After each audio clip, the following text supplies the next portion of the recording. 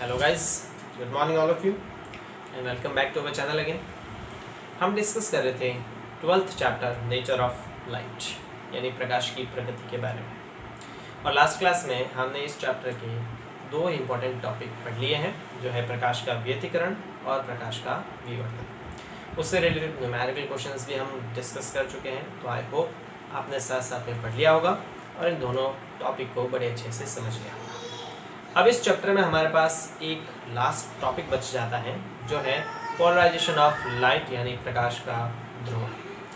Polarisation of light basically क्या है उसके बारे में हम डिस्कस करेंगे, और पोलराइज्ड लाइट क्या होती है, अनपोलराइज्ड लाइट क्या होती है, किस प्रकार से अनपोलराइज्ड लाइट को पोलराइज्ड लाइट में कन्वर्ट किया जाता है, उसके कुछ मेथड्स के बारे में हम इस टॉपिक में डिस्कस करेंगे। तो चलिए शुरू करते हैं। आज का टॉपिक जो है unpolarised and polarised light. So basically हम डिस्कस करने वाले हैं unpolarised and polarised light, unpolarised and polarised light, जिसे हम हिंदी में कहते हैं अध्रुवित एवं ध्रुवित प्रकाश।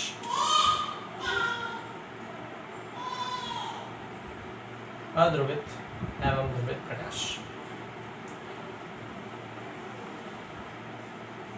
देखिए, 11th क्लास में हमने डिस्कस किया था कि तरंगे, यांत्रिक तरंगे स्पेशली दो प्रकार की होती है, एक अनुदैर्ध्य तरंग और एक अनुप्रस्थ तरंग। अनुदैर्ध्य तरंग यानी लॉन्गिट्यूडनल वेव्स ऐसी वेव्स होती है जिसमें कण के जो कंपन हैं वो तरंग संचरण की दिशा के अनुदिश होते हैं।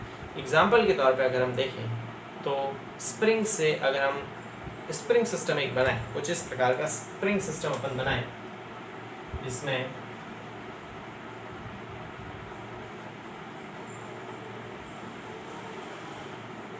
इस प्रकार का वो एक स्प्रिंग सिस्टम बनाए और इसमें इसके इस पार्ट को हम फिक्स कर दें और यहाँ से इसको खींच के छोड़ें, तो वाइब्रेशन इस तरह से तरंग आगे बढ़ती है और जो कंपन होंगे वो भी इसी दिशा में होंगे।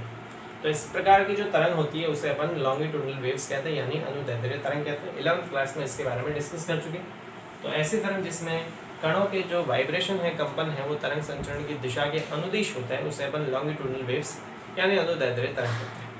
दूसरी प्रकार की जो हमने तरंग पढ़ी थी वो थी अनुप्रस्थ तरंग, जिसमें कणों के वाइब्रेशन तरंग संचरण की दिशा के लंबवत होते हैं। जैसे हम किसी दीवार के एक सिरे से अगर रस्सी बांध दें ना, इस प्रकार के, उसका एक सिरा B है और एक सिरा A है, फिर इस सिरे A पर हम एक झटका दें तो यहाँ से क्या होता है, एक डिस्टर्बेंस क्रिएट होता है और डिस्टर्बेंस आगे बढ़ता है, इस दिशा में आगे बढ़ता है। ये डिस्टर्बेंस हम क्रिएट करें तो डिस्टर्बेंस इस तरह से आगे बढ़ेगा, ठीक है, इस तरह से डिस्टर्बेंस क्या बढ़ेगा, आगे बढ़ेगा। तो यहाँ पे हम क्या देखते हैं कि कण जो है वो तरंग इस दिशा में संचरित हो रही है, लेकिन कण इसकी लंबवत दिशा में वाइब्रेट कर रहा है। हर कण इस तरह से वाइब्रेट करता हुआ, इस तरह से वाइब्रेट करता हुआ जाता है ये तरंग। तो इस प्रकार की तरंग को हम क्या कहते हैं, अनुप्रस्थ तरंग कहते हैं, और इसके बारे में भी हम 11th क्लास में डिस्कस कर चुके हैं, डीप डिस्कशन हम कर चुके हैं।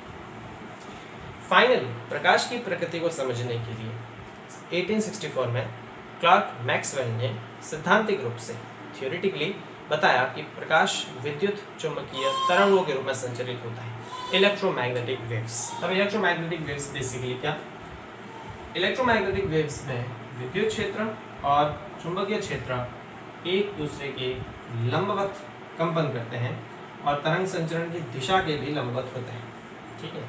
मैं एक जनरल डायग्राम बनाता हूँ विद्युत चुंबकीय तरंग का।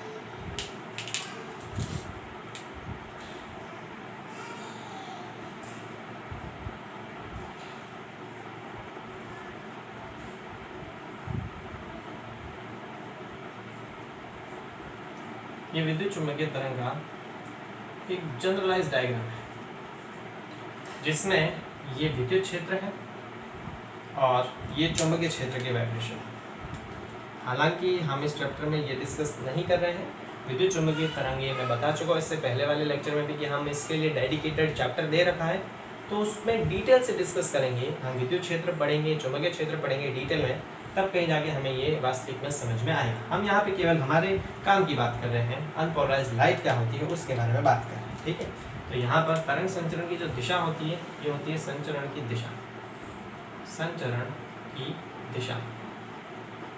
तो विद्युत चुंबकीय तरंग में विद्युत क्षेत्र के वाइब्रेशन इस प्रकार से हो रहे हैं, जिसे विद्युत क्षेत्र सदिश कहते हैं। चुंबकीय क्षेत्र के वाइब्रेशन इसके लंबवत हो रहे हैं। अगर विद्युत क्षेत्र इस दिशा में जा रहा है ऐसे, तो चुंबकीय क्षेत्र इसकी लंबवत दिशा में वाइब्रेट कर रहे हैं।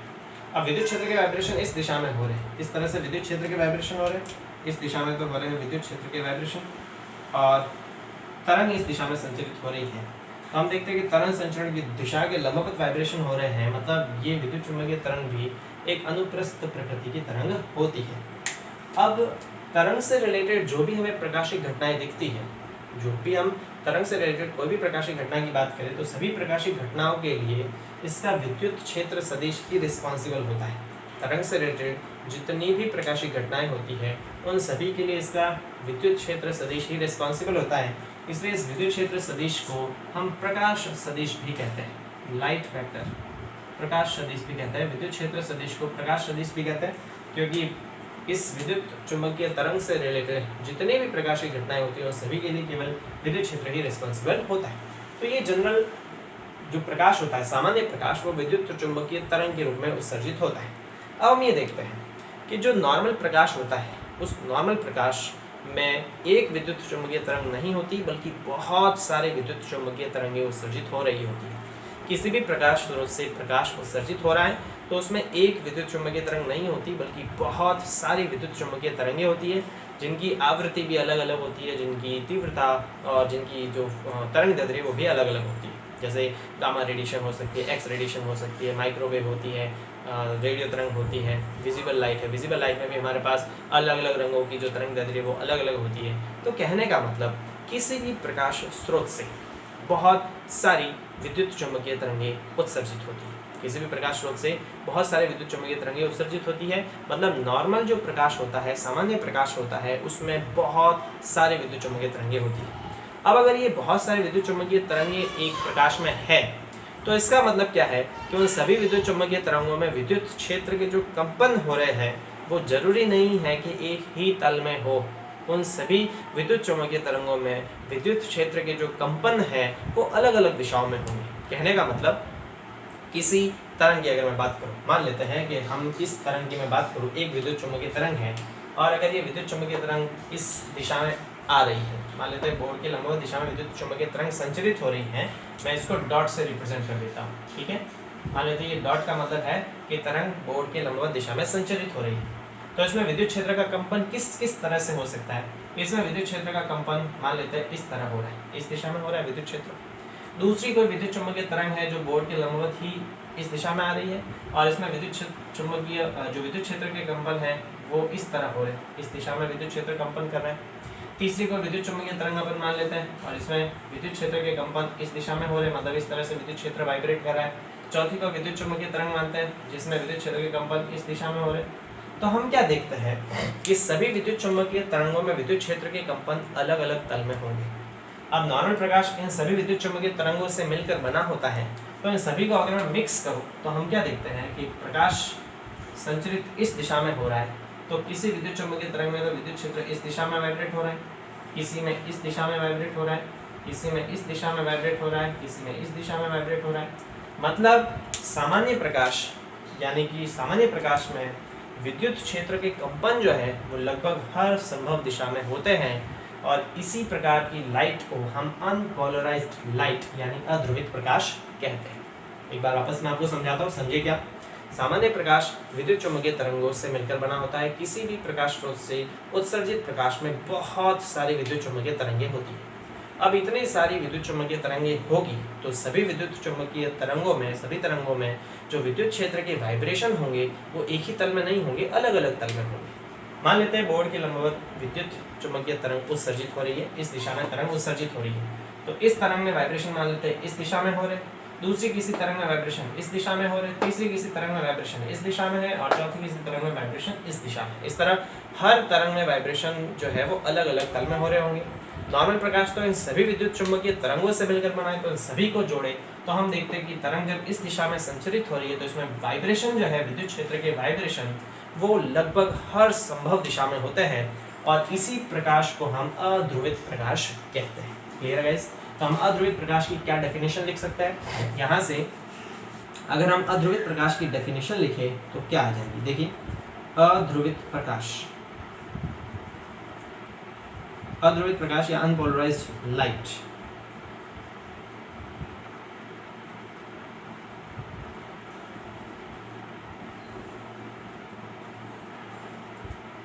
वह प्रकाश जिसमें विद्युत क्षेत्र के कंपन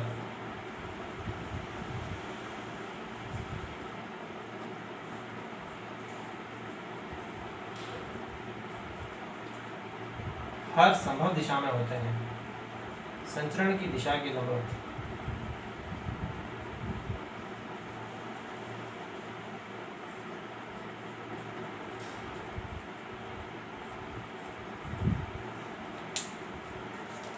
संचरण की दिशा के लंबवत हर संभव दिशा में होते हैं। हर संभव दिशा कह दूं या हर संभव तल कह दूं, उसे अध्रुवित प्रकाश कहते हैं।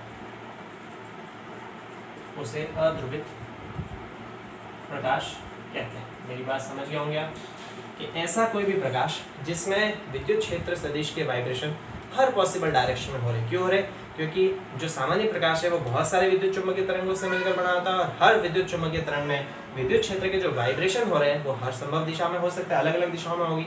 सभी को अपन इकट्ठा करें तो इसका मतलब सामान्य प्रकाश में विद्युत क्षेत्र के वाइब्रेशन हर डायरेक्शन में होते हैं, और इसी प्रकाश को हम अध्रुवित प्रकाश कहते हैं। अब सामान्य प्रकाश जो है, सामान्य प्रकाश जो भी हम रेगुलर सामान्य प्रकाश देखते हैं, उन सभी सामान्य प्रकाश को हम बात करें तो वो अनपोलराइज्ड होते हैं। सामान्य प्रकाश अध्रुवित होता है। सामान्य प्रकाश जो है वो क्या होता है? अध्रुवित प्रकाश होता है। सामान्य प्रकाश अध्रुवित प्रकाश होता है, यानी कि सामान्य प्रकाश में विद्युत क्षेत्र के वाइब्रेशन हर पॉसिबल डायरेक्शन में होते हैं। अब सामान्य प्रकाश या अध्रुवित प्रकाश को हम किस तरह से दर्शा सकते हैं? तो सामान्य या अध्रुवित प्रकाश को दर्शाने की हम बात करते हैं। देखिए, पहला तो यही मैंने बता दिया कि अध्रुवित प्रकाश है तो हम इसको इस प्रकार से दर्शा सकते हैं। यहाँ पे डॉट से मेरा मतलब है कि तरंग जो है वो इसके बाहर संचरित हो रही है। तरंग संचरण की दिशा अगर बोर्ड के लंबवत बाहर की ओर है तो इसमें वाइब्रेशन हर संभव दिशा में हो रहे हैं। ये अध्रुवित प्रकाश है। इसके अतिरिक्त भी हम और तरह से बता सकते हैं। समझिए कैसे? मान लेते हैं कि तरंग जो है वो इस दिशा में संचरित हो रही है। ठीक है, तरंग इस दिशा में संचरित हो रही है, ये तरंग संचरण की दिशा है, और इसमें वाइब्रेशन हर संभव दिशा में हो रहे हैं। मतलब इसके तल के लंबवत इस तरह भी इसमें वाइब्रेशन हो रहे होंगे, विद्युत क्षेत्र के वाइब्रेशन इस तरह भी हो रहे होंगे, और विद्युत क्षेत्र के वाइब्रेशन इस तल के लंबवत इस दिशा में भी हो रहे होंगे। तो इस वाइब्रेशन को मैं डॉट से दर्शा देता हूँ। ठीक है,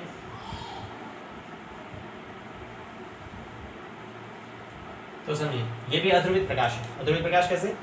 तरंग तो इस दिशा में संचरित हो रही है, वाइब्रेशन जो है वो इस दिशा में भी हो रहे हैं, इसकी लंबवत दिशा में भी हो रहे हैं, इस वाली दिशा में भी हो रहे होंगे, इस वाली दिशा में भी हो रहे होंगे। तो ये अध्रुवित प्रकाश है। इसी प्रकार से हम और किस प्रकार से इसको दर्शा सकते हैं?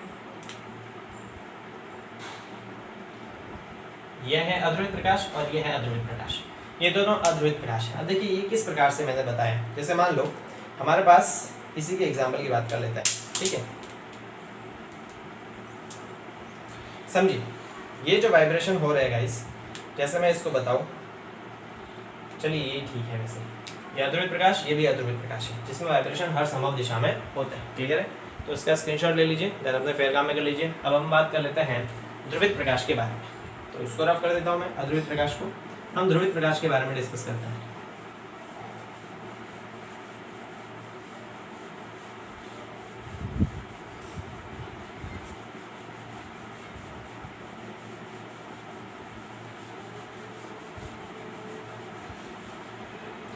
दूसरा हम बात कर लेते हैं पोलराइज्ड लाइट,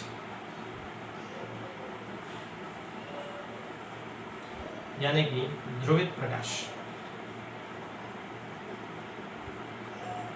देखिए, अध्रुवित प्रकाश में हमने ये देखा कि विद्युत क्षेत्र के वाइब्रेशन हर संभव दिशा में होते हैं।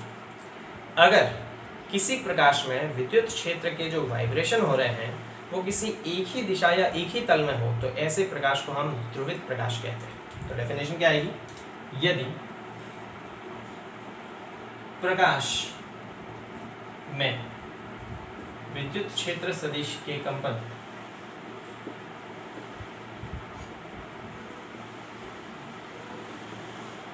विद्युत क्षेत्र सदिश की कंपन किसी एक निश्चित तल में हो, निश्चित तल या दिशा में हो, तो यह ध्रुवित प्रकाश कहलाता है।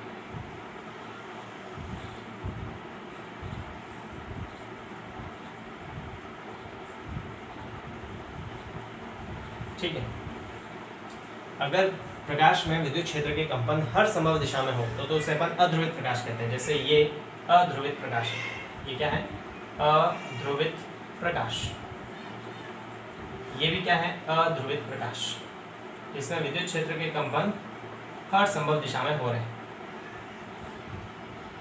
लेकिन अगर किसी प्रकाश में विद्युत क्षेत्र के कंपन केवल एक ही तल में हो, यानी कि हमारे पास कोई एक ऐसा डिवाइस हो, मान लेते हमारे पास कोई एक ऐसा डिवाइस है जिस डिवाइस से अगर हम अध्रुवित प्रकाश को गुजारें, जैसे ये मेरे पास एक अध्रुवित प्रकाश है और इस अध्रुवित प्रकाश को मैं इस डिवाइस में से गुजारता हूँ, ठीक है, और डिवाइस से गुजरने के बाद इसमें विद्युत क्षेत्र के कंपन केवल एक ही दिशा में या एक ही तल में रह जाए, या तो इस तरह इसमें वाइब्रेशन हो, या फिर इसमें वाइब्रेशन जो है या फिर इसमें वाइब्रेशन इस दिशा में रह जाए, या फिर इसमें वाइब्रेशन इस दिशा में रह जाए, या फिर इसमें वाइब्रेशन इस दिशा में रह जाए, यानी किसी भी एक दिशा में अगर रह जाए तो इस प्रकार के प्रकाश को हम ध्रुवित प्रकाश कहते हैं। समझिए क्या?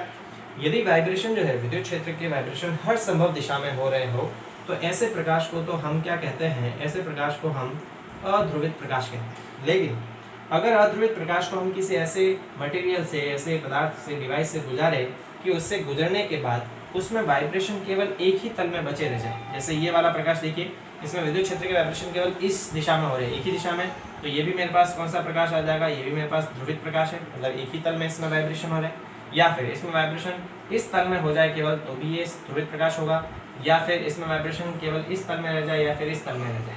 कहने का मतलब अगर प्रकाश में विद्युत क्षेत्र के कंपन केवल एक ही दिशा में या एक ही तल में हो तो ऐसे प्रकाश को ध्रुवित प्रकाश कहते हैं। अब ये जो डिवाइस है, जिस डिवाइस से गुजरने के बाद अध्रुवित प्रकाश किस में बदल जाता है? ध्रुवित प्रकाश में। इसे हम पोलरॉइड कहते हैं। क्या कहते हैं? पोलरॉइड कहते हैं। पोलरॉइड कहते हैं इसे, पोलरॉइड कहते हैं। ऐसा डिवाइस जो अध्रुवित प्रकाश को ध्रुवित प्रकाश में बदलता है उसे पोलरॉइड कहते हैं, और इसके बारे में हम और आगे पढ़ेंगे। तो बेसिकली हमने क्या पढ़ा? हमने ये पढ़ा कि अनपोलराइज्ड लाइट क्या होती है। नॉर्मल प्रकाश बहुत सारे विद्युत चुम्बकीय तरंगों से मिलकर बना होता है। प्रत्येक विद्युत चुम्बकीय तरंग में विद्युत क्षेत्र के वाइब्रेशन एक डायरेक्शन में हो रहे होंगे।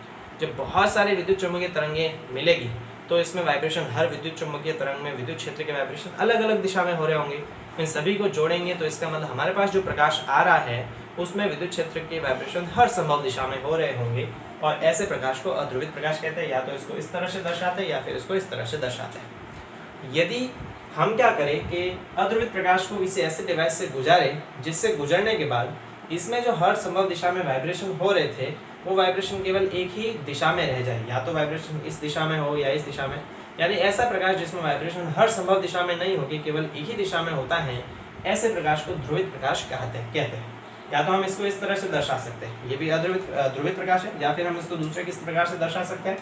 जैसे मान लें कि तरंग संचरित हो रही है इस दिशा में, ठीक है, ये मान लेते हैं तरंग संचरण की दिशा है, तो इसमें वाइब्रेशन एक ही दिशा में होना चाहिए। एक ही दिशा का मतलब या तो इसमें वाइब्रेशन मैं इस तरह से बना देता हूँ, ये वाइब्रेशन हो रहे एक ही दिशा में हो रहे, सभी वाइब्रेशन ऊपर नीचे कर रहे हैं, तो ये मेरे पास कौन सा प्रकाश होगा? ध्रुवित प्रकाश होगा। या फिर दूसरा अगर मैं डायग्राम मान लेते हैं, प्रकाश तरंग इस दिशा में संचरित हो रही है और इसमें वाइब्रेशन जो है वो इस तल के लंबवत हो रहे हैं, इस तरह से ठीक है, तो ये भी मेरे पास क्या आ जाएगा, ध्रुवित प्रकाश आ जाएगा। देखिए तरंग जो है वो इस दिशा में संचरित हो रही है, वाइब्रेशन इस दिशा में हो रही है, एक ही दिशा में हो रही है। यहाँ पर तरंग इस दिशा में संचरित हो रहा है और वाइब्रेशन इस तल के लंबवत इस दिशा में हो रहा है। ठीक है, तो ये भी ध्रुवित प्रकाश है, ये भी ध्रुवित प्रकाश है, ये अध्रुवित प्रकाश है। तो ध्रुवित और अध्रुवित प्रकाश में क्या डिफरेंस है कि अध्रुवित प्रकाश जो है उसमें विद्युत क्षेत्र के वाइब्रेशन हर संभव दिशा में होते हैं, ध्रुवित प्रकाश में विद्युत क्षेत्र के वाइब्रेशन एक निश्चित तल एवं निश्चित दिशा में होता है, उसे अपन ध्रुवित प्रकाश कहते हैं। क्लियर। अब हम क्या देखते हैं, यहाँ पर हम दो तल के बारे में डिस्कस करते हैं, एक तो होता है कंपन तल और एक होता है ध्रुवण तल। तो इसको पहले लिख लीजिए, उसके बाद हम उन तल के बारे में डिस्कस करते हैं। क्लियर गाइस, चलिए तो उसको रफ कर देते हैं। हम बात करते हैं ध्रुवण और कंपन तल के बारे में।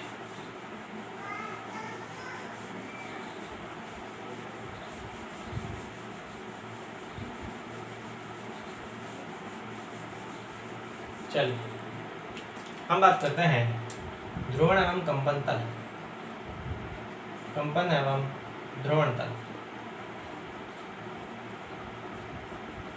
यानी plane of vibration and polarisation. ठीक,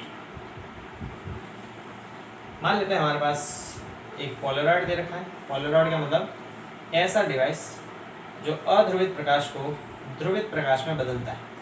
यानी प्रकृति में ऐसे बहुत सारे पदार्थ पाए जाते हैं, क्रिस्टल पाए जाते हैं, जिसमें से जब अपन अध्रुवित प्रकाश को गुजारते हैं तो वो ध्रुवित प्रकाश में बदल जाता है।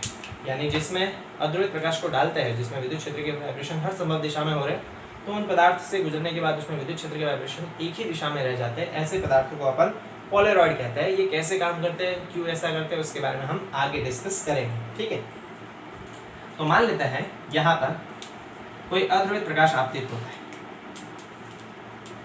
मान लेते हैं कि यहाँ पर कोई अध्रुवित प्रकाश आपतित होता है, और अगर अध्रुवित प्रकाश है तो इसमें विद्युत क्षेत्र के वाइब्रेशन हर संभव दिशा में हो रहे होंगे। यह अध्रुवित प्रकाश इस पर आपतित होता है, और आपतित होने के बाद यहाँ पर हमें ध्रुवित प्रकाश प्राप्त होता है। मतलब इसमें विद्युत क्षेत्र के वाइब्रेशन हर संभव दिशा में नहीं होकर एक ही दिशा में होंगे। तो मान लेते हैं यहाँ पर वाइब्रेशन केवल एक दिशा में रह जाते हैं, इस तरह से। तो यह अध्रुवित प्रकाश से किस में बदल जाता है, ध्रुवित प्रकाश में बदल जाता है। क्लियर।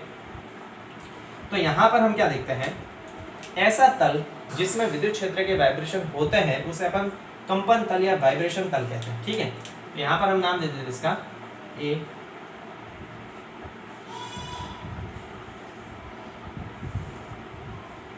बी, सी और D. A B C D ये ऐसा तल है जिसमें विद्युत क्षेत्र के वाइब्रेशन हो रहे हैं। तो इस तल ए बी सी डी को हम कंपन तल कहते हैं। क्या कहते हैं, कंपन तल।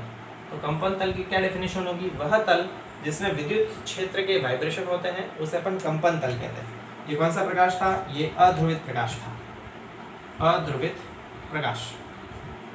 और ये कौन सा प्रकाश मिलता है हमें, ध्रुवित प्रकाश। अध्रुवित प्रकाश में विद्युत क्षेत्र के वाइब्रेशन हर संभव दिशा में, ध्रुवित प्रकाश में केवल एक ही दिशा। ठीक है, तो अध्रुवित प्रकाश को जब अपन पोलरॉइड से गुजारते हैं तो इसमें से हमें ध्रुवित प्रकाश प्राप्त होता है।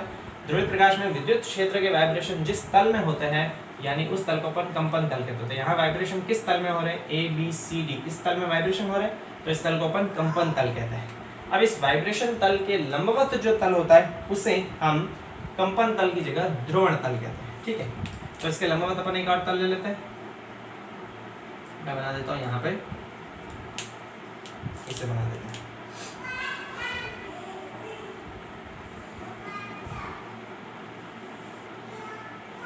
ये वाला वाइब्रेशन तल है। जिस तल में वाइब्रेशन हो रहे हैं उसे अपन कंपन तल कहते हैं, और कंपन तल के जो लंबवत होता है उसे हम ध्रुवण तल कहते हैं। ये वाला कौन सा तल है, इस तल का नाम दे देते हैं ई, एफ, जी और एच। तो ये वाला मेरे पास कौन सा तल आ जाएगा, ये मेरे पास ध्रुवण तल आ जाएगा। ठीक है, तो दोनों की क्या डेफिनेशन आएगी। कंपन तल क्या होता है, वह तल जिसमें विद्युत क्षेत्र के कंपन होते हैं उसे कंपन तल कहते हैं, और कंपन तल के लंबवत जो तल होता है उसे ध्रुवण तल कहते हैं। ठीक है, तो ये हमने बेसिकली किसके बारे में डिस्कस किया, ये हमने डिस्कस किया कि लाइट विद्युत चुम्बकीय तरंगों से मिलकर बनी होती है। बहुत सारे विद्युत चुम्बकीय तरंगें जिसमें विद्युत क्षेत्र के कंपन हर संभव दिशा में होते हैं। तो नॉर्मल प्रकाश में विद्युत क्षेत्र के कंपन हर संभव दिशा में होते हैं, इसलिए उसे अध्रुवित प्रकाश कहते हैं। उसे किस प्रकार से दर्शाते हैं, देख लिया। ध्रुवित प्रकाश क्या है? जिसमें विद्युत क्षेत्र के कंपन एक ही दिशा या एक ही तल में हो उसे ध्रुवित प्रकाश कहते हैं। वे पदार्थ जो अध्रुवित प्रकाश को ध्रुवित प्रकाश में बदलते हैं उन्हें पोलरॉइड कहते हैं। आगे इसके बारे में चर्चा करेंगे। कंपन तल क्या? ऐसा तल जिसमें विद्युत क्षेत्र के कंपन होते हैं उसे कंपन तल कहते हैं, और कंपन तल के लंबवत जो तल है उसे ध्रुवण तल कहते हैं। अब अध्रुवित प्रकाश से ध्रुवित प्रकाश प्राप्त करने की बहुत सारी विधियां हैं। अगले वाले वीडियो लेक्चर में हम उन्हीं सारी प्रोसेस के बारे में डिस्कशन करेंगे। तो मिलते गाइस अगले वीडियो में। Thank you so much.